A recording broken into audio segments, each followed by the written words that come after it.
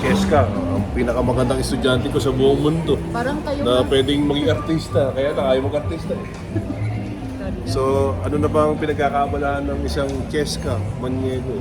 Talaga sir, on the spot. Yeah, on the spot. Ayun. Ang dami po eh. Pero right now, nag-work po ako with Accenture, tapos, Okay. ano ba hawak ko? Global Chapter. Okay. And then, lahat ng operational blueprint, yung operational portfolio, ako yung nag-architect. Okay. Tapos doing DBA, tapos on the side, meron ding small business. Pero ngayon, naka-halt yung production namin dahil nagkasakit na. Kaway ka sa mga kako-teacher mo kasi minsan pinapanood nila to. Oo, nanonood sila. Sana nanonood sila, sabihin namin. So, ano bang specific course mo sa college? Then, Marketing management. marketing management. Then, dumiretso ka ng MBA. Hindi naman po. Parang it took me a while para mag-MBA kasi yung fund. So, ang nangyari po nun, parang during the pandemic, meron akong financial system na ginawa. Tapos yung nakakuha na ako ng enough funding for iniipon, saka ako nag-MBA. Ilan taon na ba si Cheska ngayon? Kasi ang teacher mo, 49 na. Ilan taon na ba si Cheska? 31. Ano ba yun? 31. Nakita ko si Pamela. Si Pamela. 30 na siya kasama yung partner yata niya. Asawa ng Gabrod din. Pamela Aquino. Yung kilala mo. Parang. Pamela. Parang. But anyway, so marketing, tapos ng MBA. Tapos ngayon nag-DBA ka. Para si Macy's nag-DBA. So ano ba ang goal mo para tapusin yung DBA? Para saan ba yung DBA na tinatapos ng perpetual? Lahat po ng academic pursuit ko talaga, gift ko siya sa mga taong nakaka-work. Kasi lahat ng knowledge acquired, tina-transfer ko sa mga taong nakapagigit sa akin. Dahil ang mission ko every time na part ako ng organization, ay parang, itong interview.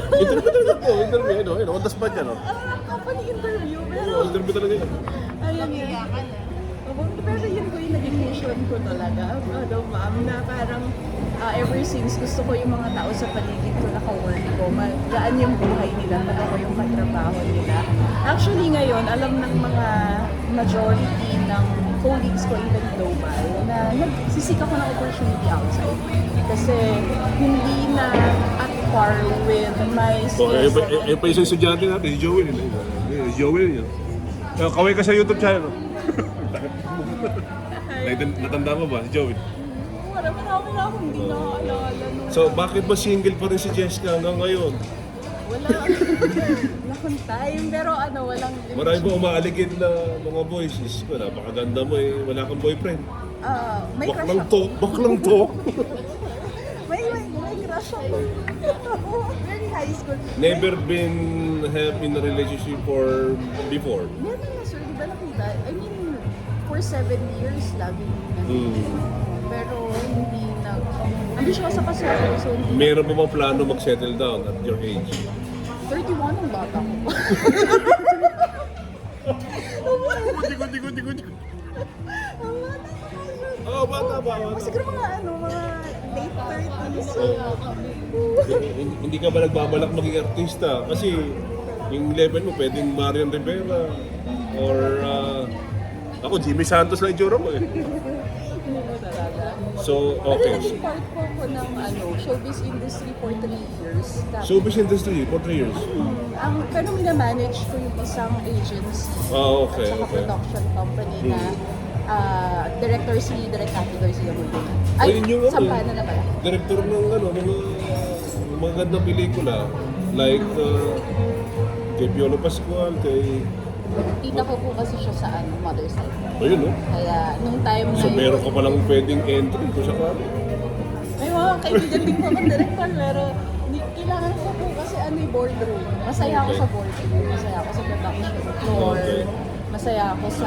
Ano ba ang qualification mo para sa magiging future relationship sa mga nanonood natin dyan? Ito single. Ano ba yan? Live po ba yan? Hindi pa, ano pa lang siya, video pa lang. Tapos i-upload natin sa YouTube. Gusto ko yung katulad ko talaga. katulad. So ano ba yung so kailangan parehas kayo? Shared values kasi talaga. Paano pag hindi katulad mo? Di wala na, bagsak na. You got it right. Bagsak. Okay. Kaya naman ako, I mean, hindi naman ako desperate seeking for someone din. Kasi sobrang siksik-liglig at umaapo yung buhay ko. Kung dumating, di dumating. Kung hindi, okay lang. Oo. Pero yung crush ko medyo similar kami sa lahat ng bagay. Pero So, hindi ko alam.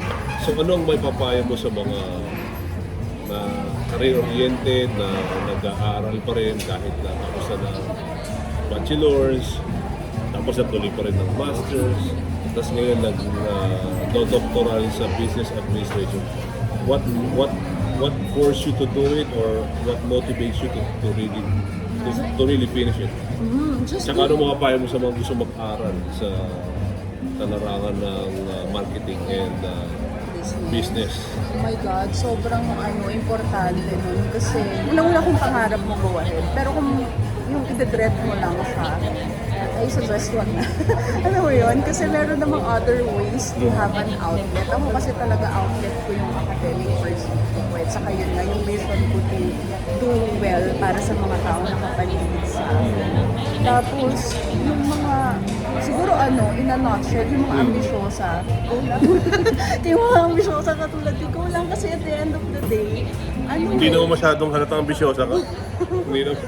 At the end of the day, ikaw yung makikinabang sa lahat ng bagay. totoo yan, na totoo. tinanim mo.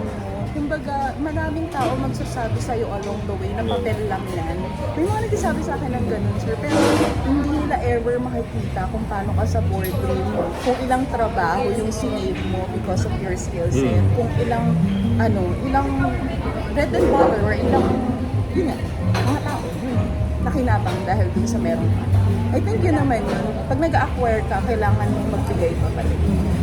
Natuwa ka ba na nakita ka namin? Oo naman. Twice na to eh. Ako nakakita sa inyo eh. Actually, nakita rin natin ba?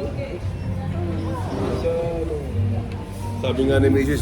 ang ganda naman ng estudyante mo. Ay, salamat. Kita-kita naman, ang maganda. Okay, nice to meet you. Ito, remembrance ko. Wala, napipanda kami. Babalik ako after 35 years. Grabe naman yun. Ginagawa niyo mga kubaw yung... Nice to meet you. At, Thank you, sir. oy, stay healthy sa atin lahat. And Thank you. Merry Christmas and a Happy New Year. Ang aga. Wala kang purpose. Oh, chico.